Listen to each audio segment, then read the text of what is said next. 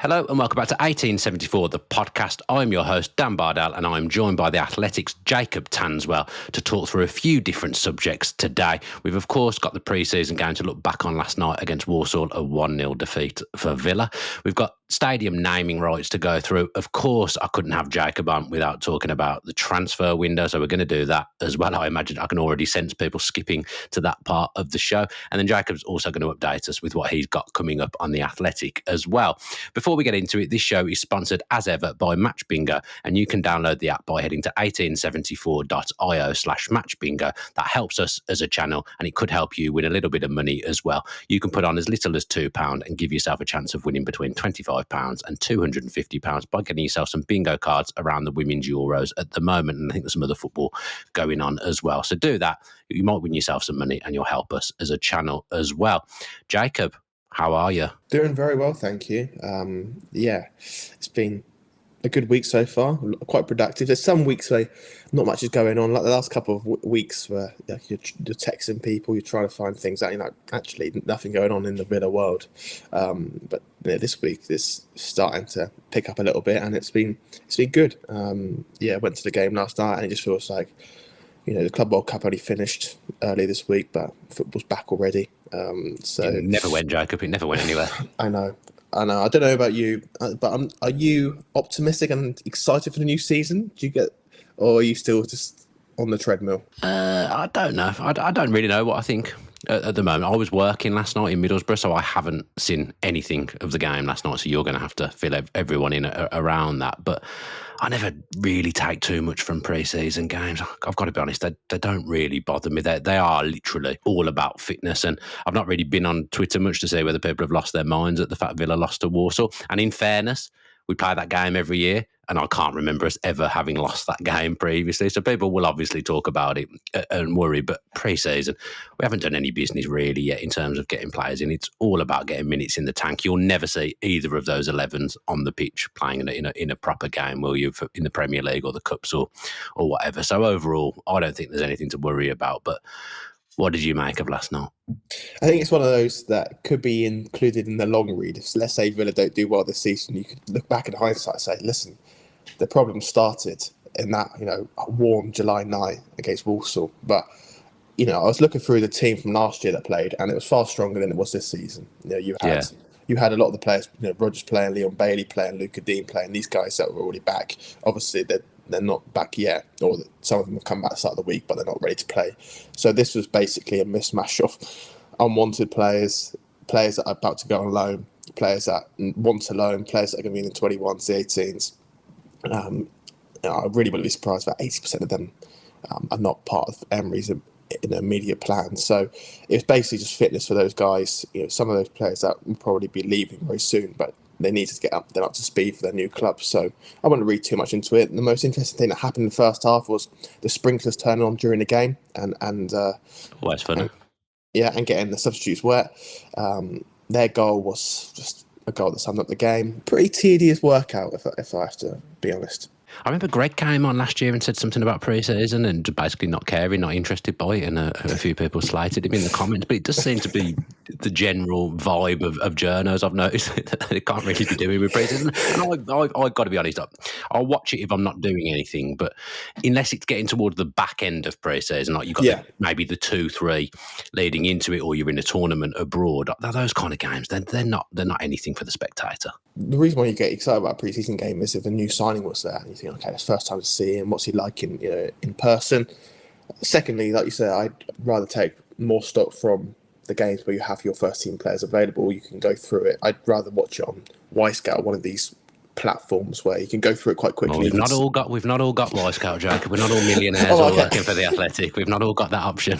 Or highlights, so you can quickly go through it and say, right, okay, I noticed this is different to last year, and this player's playing in this position, slightly different. That's what my favourite takeaways are. But the fact is, this week's been quite long in terms of transfers going on, and you're probably like, there's a pre-season game now with players that are not going to play. You're not going to get the most out of it. You'll forget about it by tomorrow. That's why people probably don't particularly enjoy this pre-season game. But it's good to see them back, and especially with football, how it's becoming just a 12-month game. It's not really a break, so you don't really miss football that much because if you wanted to watch the Club World Cup and that's on the shambles, then you felt free to watch it. And you never have a break. You're not got to get into the point where it's the August, fresh cut of grass, and you're like, I'm buzzing to be back. It's on all year round, so you don't particularly miss it that much.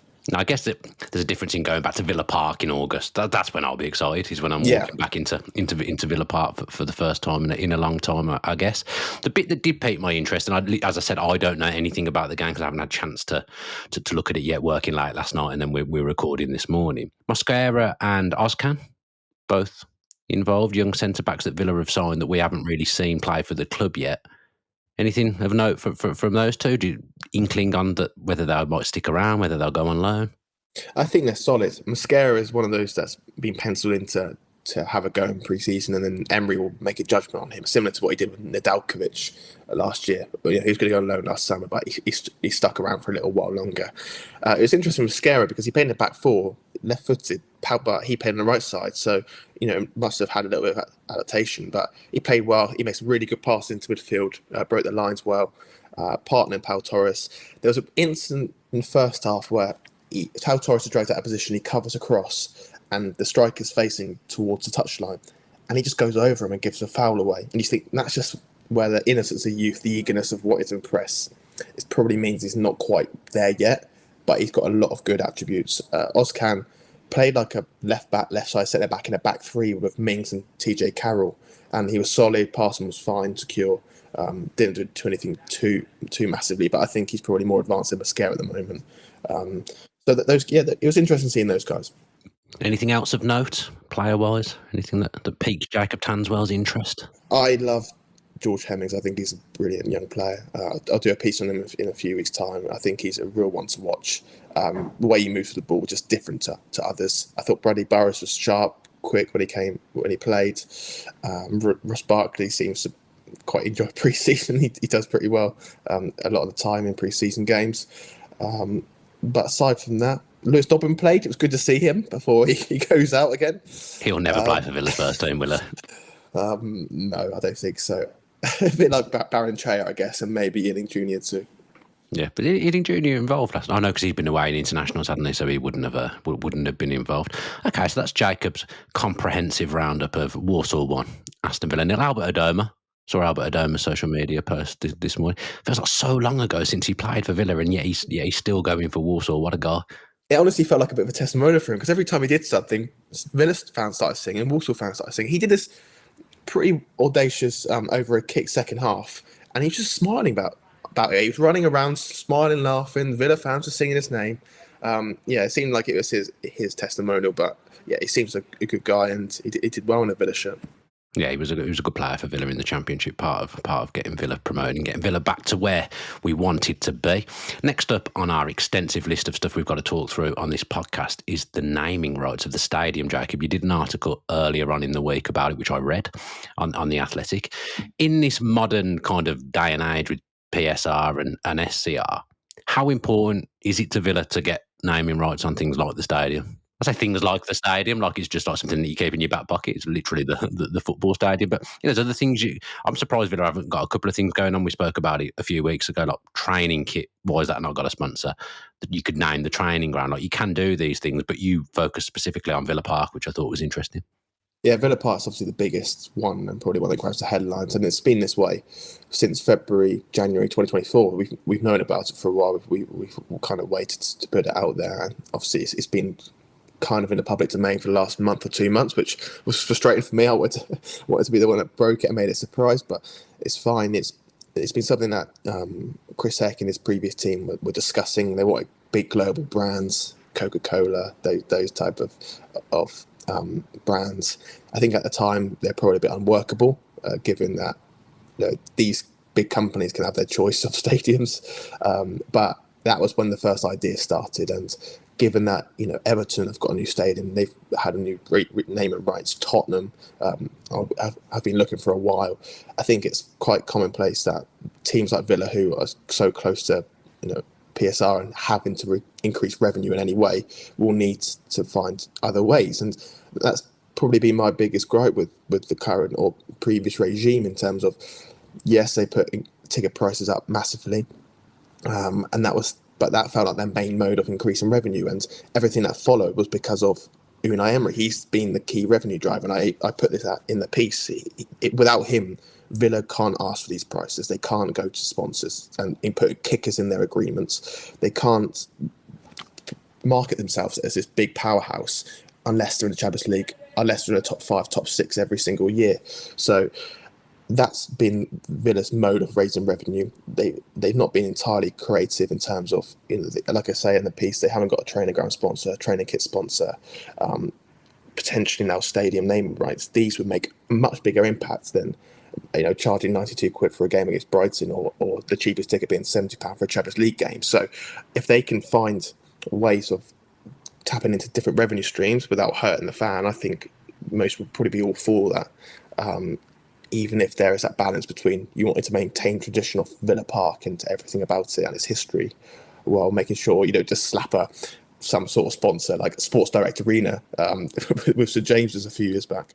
How close do you think they are to pulling this off? Is it not something that's close? I'm reading between the lines of what you're saying, that it's not close at the moment. Do you think it's almost they want to do it, but they want it to also kind of be the right company, if that makes sense, to do with the stuff that you've just said, so we can keep the tradition of Villa Park and almost still keep the name of Villa Park? Because people like me will call it Villa Park all the time. I'm never going to call it, like, I don't know, the EA Sports at Villa Park or anything like that. I'm always going to call it Villa Park. But for the club, is it a delicate balancing act?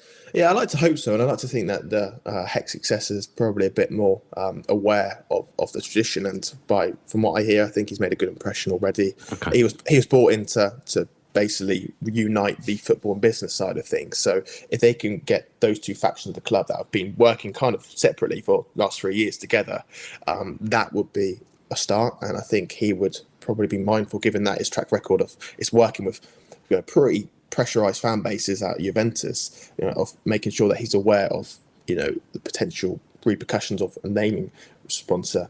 So this is going to be his job. He started this month, and he'll be one of the guys. But also, since they've started this discussion about naming rights, there's been a lot of personnel changes in the hierarchy, right? So initially, when Chris Heck came with Ben Hatton, they brought in Ron Erskine, who was in charge of these things. He retired after 6 months. Adrian Philby's now come in. He's going to be concentrating on the commercial side of things from Celtic. So different personnel inevitably means that it's going to probably take longer to get things done, because you're literally coming into a new environment and you're picking things up, probably having to start negotiations with new companies and stuff. So it'll be, I'm sure they've had lots of discussions and they're down the line on some things, but the question is whether they ultimately decide, we're going to go for this. And I'm sure it'll cause debate regardless of what side of the fence you sit on. Let us know in the comments your dream sponsor of Villa Park. Have you got anyone in mind, Jacob, that you'd say would be your dream? I've really put you on the spot, and I'm aware I don't have an answer myself either, so I don't know why I did that. I have not got a clue. As long as it's not it probably won't be by a betting sponsor or it can't be, I guess. Cool. A questionable entity, then fine. What about this, New Camp's gone for Spotify, something like that? The Athletic at Villa Park. Come on, the Athletic. Put your hand in your pocket, the Athletic. Yeah. It'd be a bit of a conflict of interest, I think. It might be good for you, though. It might be good for you. I'm just trying to think of brands that you could have.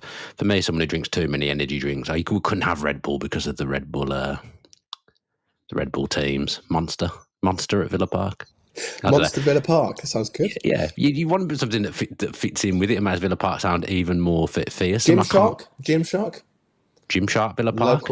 Local rhymes, brand. Kind of. Oh no, it does rhyme. It rhymes as well. Come on, Ben Francis, you can put your hand in your pocket as well and get some naming rights up for your club. Try to think of local business, or not local businesses, but local businessmen who could do.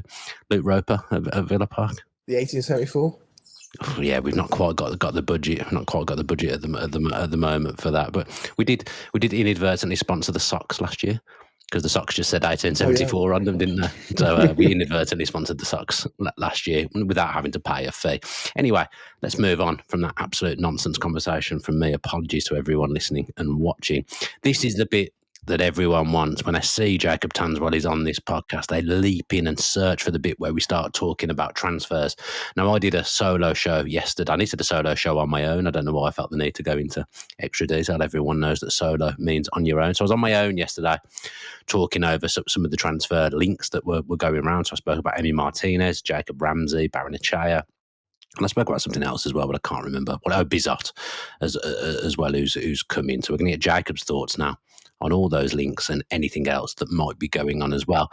Let's start with the big one, because it does seem to be gathering pace again. Emi Martinez to Manchester United. I don't know how reliable it is, but someone actually sent me a message just before I came on about an account tweeting about it, but I don't. It's a big account.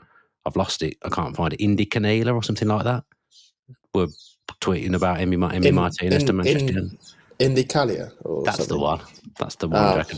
They've tweeted. They've been around for a while on Twitter, haven't they? Yeah. But you're going to give us the definitive update. Well, this is the thing that I've been balancing for so many months. Like, you can't rule out anyone leaving a sense. So I'm even John McGinn, for example. He will stay now, but even in June, I couldn't tell you right now he's going to stay, because there's literally no player that's not for sale. Very rarely actually in any club there's any player that's not for sale. But especially with Villa, how they like to shapeshift and they like to change plans quite quickly and pivot. With Emi Martinez, the situation, in short and quite boringly, is the same. Villa have received no offer.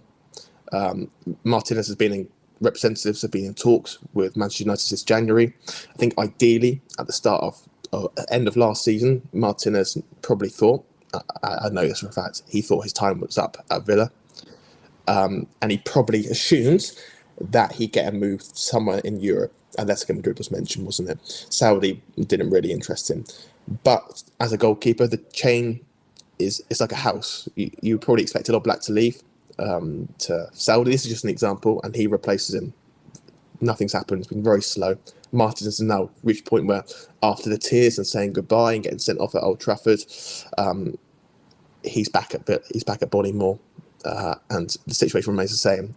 I think a lot of the stories that are coming out are from journalists that have got close connections to the Martinez camp, and they're all echoing that there's imminently going to be concrete talks. Maybe that materialises, but I check every day, and right now nothing's happened with any talks.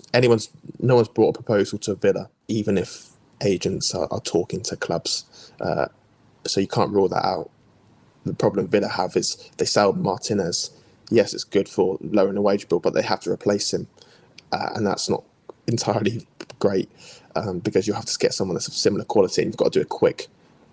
Whether you get a player that it works for the same representative as Martinez, and you do it just to shorten the negotiation period and get someone in quite quickly. That happens a lot, doesn't it? That kind of thing. Yeah. So you look at George Mendes or Goal International, who Martinez works with both, if they've got any goalkeepers on, and I think they have. So maybe, but that's just me I'm talking hypothetical. No, but that is the kind of thing that happens. But yeah, it could, exactly. But nothing's happened with Martinez, and if he doesn't go, then I'm sure he has to probably rebuild a few bridges, because he's not said explicitly, but I think Villa are well aware that he thought he was leaving, and he's tried to push, and probably for him, he didn't see himself still coming back to Bournemouth in July. Yeah, my thoughts are as well, and we're seeing this a little bit with Morgan Gibbs-White at the moment. The way football works nowadays is that he's probably already agreed terms with Manchester United. I'd imagine that's all done. It's just a case of, can Manchester United pull the money together to actually buy him and get the right package that's going to satisfy Villa? And that's probably the hardest bit nowadays. Agreeing terms with the player isn't the difficult part, and often it is done before the fee is actually agreed. It is the fact now that we've seen Manchester United with Brian Mbeumo, the staggered offers, and we know that Mbeumo wants to go to Manchester United. We know that Manchester United want Mbeumo, and Brentford are willing to sell for the right price. But getting all those things to come together is the bit that's difficult. But it's more difficult for Martinez because Onana's still there. Yeah, and there's that. So you've got to kind of make him leave and then get him in. So it's very difficult. And I always thought it just looked like there's a lot of things that need to happen for Martinez to go. So I was quite surprised that he basically put his cards on the table as early as May, when there were so many things to do. When I saw his tears, I thought, right, let's get on the phones. He must have a deal sorted out. It must be arranged straight away. But nothing's there. Villa have got nothing. So yeah, it'll be interesting to see. I hope that there'll be a line in the sand, hopefully next few weeks, where Villa or Martin will say, right, it's too late now. I'm going to concentrate, because this uncertainty doesn't help anyone. And every game that he plays in pre-season, then there's always going to have that something on the back of his mind. Yeah, it takes me back to Martin O'Neill times when it was clear that Gareth Barry wanted to leave. And I think it's quite clear that Emi Martinez is open to leaving Villa and thought he was going to leave Villa. Villa said, if you haven't joined Liverpool by this date, we need to draw a line under it and you need to kind of commit to the season for Villa. And Gareth Barry went along with that and did that and had a very good season for Villa. You're right. I think at some point, we get to the end of July and this isn't done. I know Martinez can't start the season anyway because he's suspended. We just need to know either way what's happening, because Villa don't want to be getting to the end of August and Manchester United suddenly come alive and offer the money, and then Villa have got to scramble around to get a goalkeeper. That's the last thing that you need. So there does need to be a line drawn in the sand at some point. I've had conversations with a few people like this and no one seems to know the answer. Is he missing for 1 or 3 games at the start of the season? Do you know what? I don't know. I've Come on, you're a professional journalist, Jacob. Well, I saw yesterday, this is pure excellent no reliability, but it was supposed to be 1 game, but I thought unless it's violent conduct and straight red card, it's only 1 game, but a lot of people have said it's 3. I was under the impression that it was just Newcastle, but I've not even looked that far. I'm just taking it week by week at the moment. Oh, you're so professional. Such a football really mentality. Can tell you used to be a footballer, Jacob, taking every game as it comes. We have signed a goalkeeper in the meantime. I haven't had you on for a week, so we haven't spoken about it. I did a show with Kev Hatchard, and he talked about it on TalkSport with me, and he said that it's a luxurious option for a number 2 because he's a very good goalkeeper, very astute goalkeeper. What are your thoughts on that, Dale? I think Villa have done really well. Actually, I think he's a good age now, 34, good experience. He's not one of those travelling backups where he just goes club to club as a backup. He has had desires to play. He still has desires to play. I'm sure he'll push whoever's going to be the number 1. And most importantly, from the conversations like that, he's actually a really good guy as well. Which, it's not everything, but if you can have the quality of being a number 2, but being very supportive, like Robin Olsen was, and that's why Emery valued him. Always being ready, being ultra professional, being good in the change rooms, then it makes a massive impact. And if he can bridge the gap, because the disparity between Olsen and Martinez was massive, there was never going to be any competition. Martinez could have thrown 10 in this net and he wouldn't have been dropped.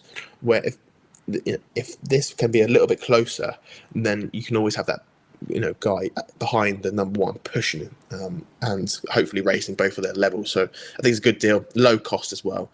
I think that's the type of deal that Villa could take particular pride from. Yeah, I imagine he'll play plenty of games as well. He'll play in the early rounds of the domestic cups.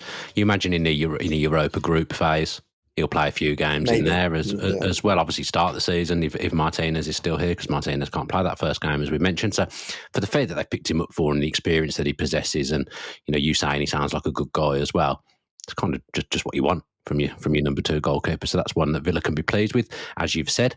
Other thing that you reported over the last couple of days with Paul Taylor, the Nottingham Forest writer from The Athletic, is Jacob Ramsey to Nottingham Forest potentially, that they hold an interest in the player. Again, I did a show on this yesterday and spoke about it, but this is a really intriguing one for me, because I think you reference in the article that he suits Forest's transfer policy in terms of getting kind of youngish academy players who maybe haven't kicked on as much as they should have done. And Ramsey's a great player and Emery loves him, but he hasn't actually kicked on from the kind of first half of season under Emery, mainly because of injuries and then struggling with inconsistency. And we did a lot of rotation at the back end of last season. So I don't think Ramsey has got to the level that we thought he was going to get to at this point.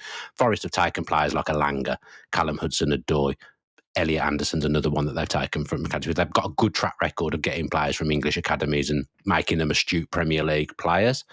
Ramsey's a funny one because I kind of think we probably don't want to lose him, but in some ways, I see it as an acceptable loss. What are your thoughts on it?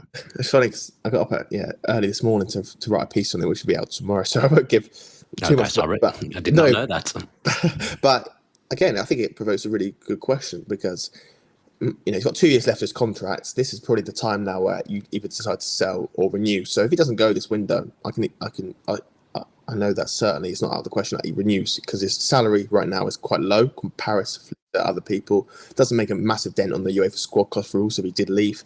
Home club trained player, which is so important to the UEFA squads. So if he's going to leave, Villa want money that is comparable to what they sold Douglas Luiz for. You may say he's not worth that, but 18 months ago, Newcastle were discussing 50 million. Thomas Tuchel obviously loved him at Bayern Munich. He liked him then, still likes him now. Said he was close to making the England squad.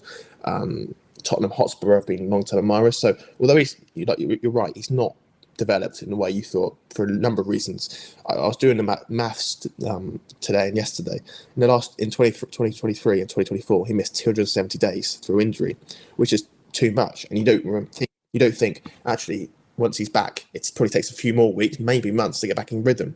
The biggest issue I see is he's been fit for all of this calendar year, but he's only scored one league goal. So he's not producing the game-changer moments that a player of his talent should be. He's not quite clicking into gear. He'll say it himself, he went downhill. Villa and the player are open for him to leave, and providing it's the right price and the right club. 18 months ago, it felt unfeasible that a homegrown local lad would go. Now it feels like it could happen. And actually, given that Villa are tight with UEFA SCR, will always be tight with PSR for the next year, he could be the player that you probably say, yeah, that's fine. He can leave because Villa have shown that they can live without him.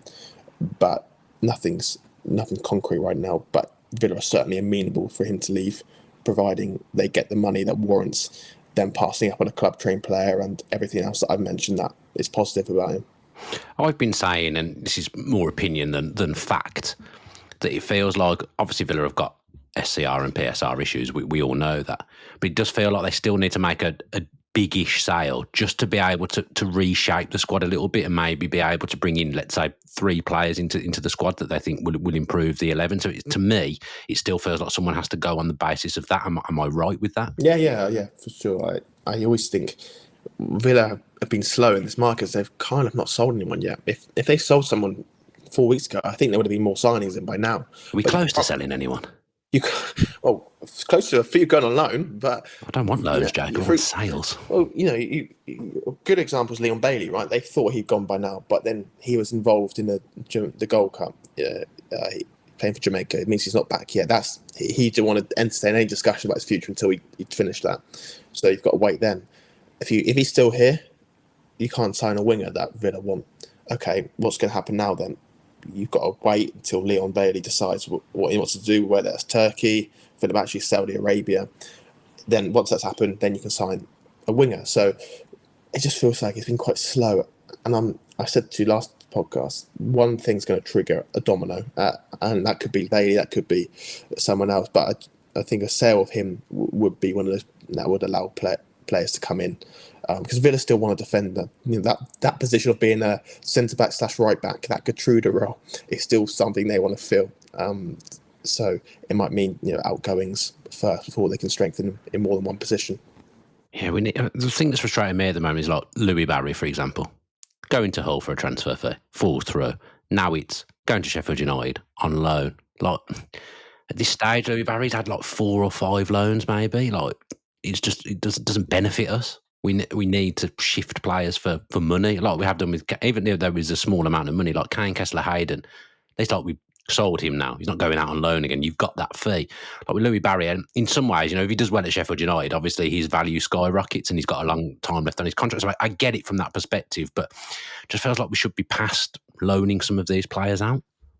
Yeah, but at the same time, things to consider is that Louis Barry's wage is quite high for a Championship club. I know. Hull were willing to do it because of their owner, who's he's a character, isn't he? And he was promising the world, we'll pay 3.5 million, we'll give you 50% selling clause, Louis will cover all your salary. And then push came to shove, and they're like, actually we can't do that, and they got 2 days later got placed in the transfer embargo. So that wasn't Villa's fault, that wasn't Louis Barry's fault. But you're right, it is frustrating, but Sheffield United should be, you'd like to think they'll be pushing for promotion, right? So if he does well, they could sign him on, or they'll get even more than the 3.5 million that was offered and accepted from Hull. So he's one of those players. But there's so many players that Villa have got that haven't really got a future, and they won't play in the first team. Dendoncker, Moreno, Swinkles, who will go on loan today to a League One club. Okay. Exclusive. I tweeted it out last night. Dobbin, you've got so many guys that are not even probably backups on the bench, but Villa are going to have to take their time and will be occupied with moving them on as well. And that's before we even think of strengthening in the first team. So there's a lot to do. And Monchi, Damian Villagani, Adam Henschel, Bryn Davies, these guys will be very, very busy, I'm sure, until September. What, Buendia? Because you just reeled off a list of players that are surplus. Yeah, Buendia to me feels like they're happy for him to go, and he'd probably be happy to go somewhere at the moment. But I also still just think he could end up staying and actually being on the bench in the first half of the season for Villa. Well, this is the thing. Buendia, if you ask him, he'd prefer to stay at Villa. He came back at the start of the week. He would prefer to stay at Villa, but we saw in January, if Villa can upgrade, they will. And that's what they did with Asensio. And they allowed Buendia to leave. But they made him sign a new contract, so it protected his value. Liam Ferguson, as it transpired, didn't want to take up the option to buy. So they're back to square one there. Same with Nedeljkovic, right? He's got another loan. So I do think there could be a player there. And I don't think Villa are opposed to him staying, given that finances and this year has been so tough to navigate. It's not the worst second option, but ideally Villa would upgrade in that position and they'd allow him to move. There's a few clubs interested, and I expect that to kind of accelerate in the next 2 weeks. Okay, let's finish. Anything else? Anything else you can drop in for us? People are on the edge of their seat waiting for transfer news. I think it's Joe Gauch's quite funny. This is not a big one, but it's quite interesting because I think he was close to probably going on loan before his injury yesterday. So hopefully that's not too serious.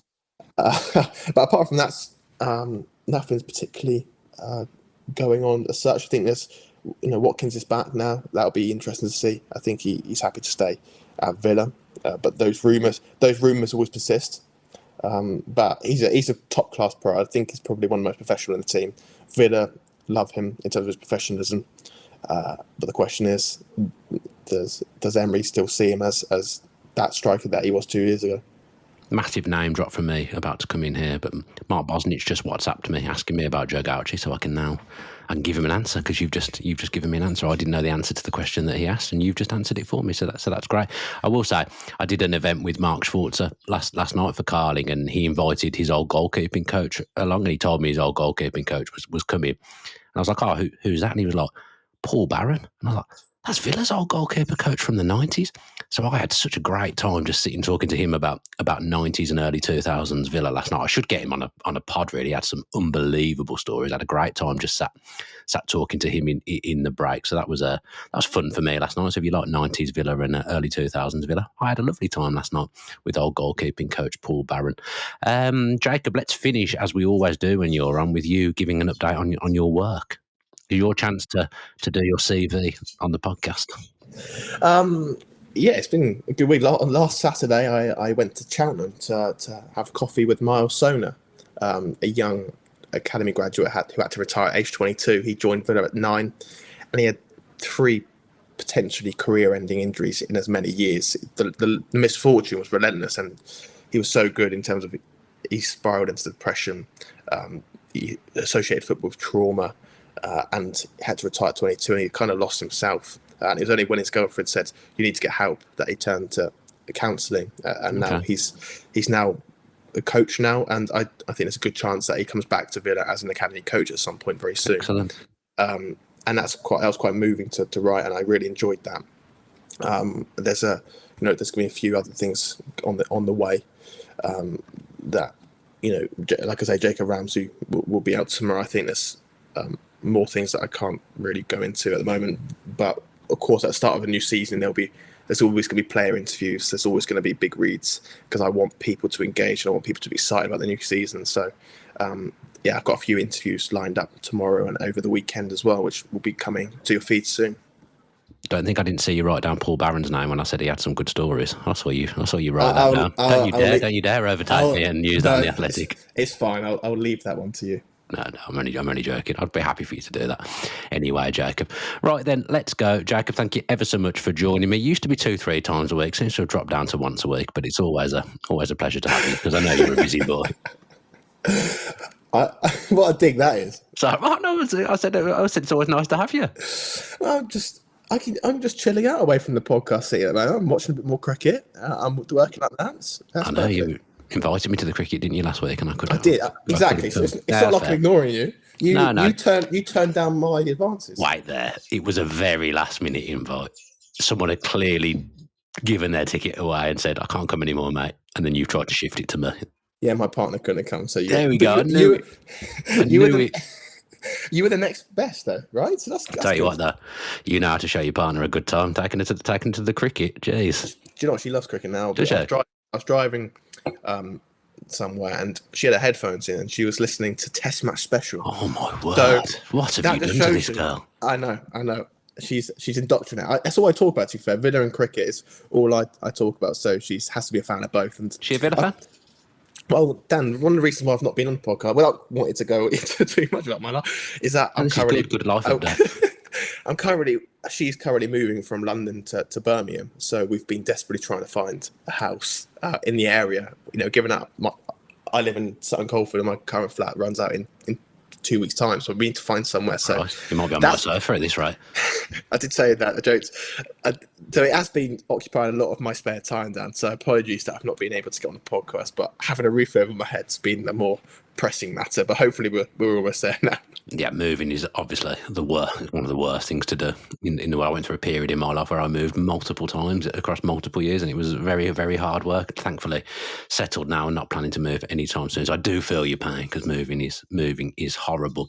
Right then, now we've had a Jacob life update. It's definitely time to go. I'm not going to give a life update. So thank you to everyone who's watched and listened. If you've watched via YouTube, if you could subscribe, please, with your post notifications on, that would be absolutely great. Give us a like and leave us a comment as well. Who would you like to see naming Villa Park with the naming rights? Let us know in the comments if you've got any good ideas. I'm sure Villa will peruse it and have a look and make some approaches to some companies off the back of the comments.